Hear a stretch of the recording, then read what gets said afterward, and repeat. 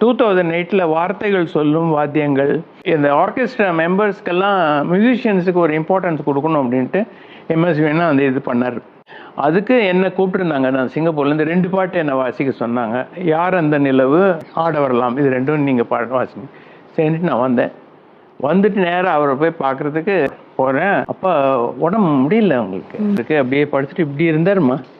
தம்பி வந்துட்டிங்களா, சந்தோஷம். சாயந்தரம் இப்படியே இருந்தார். சாயந்தரம் ஈவினிங் இதில் எங்கப்பா கோபி எங்கே இதில் மியூசிக் யூனியனில் வந்துருங்க தம்பி, ஒரு 6 மணிக்கெல்லாம் வந்துருங்க, இப்படி தான் இருந்தாருமா.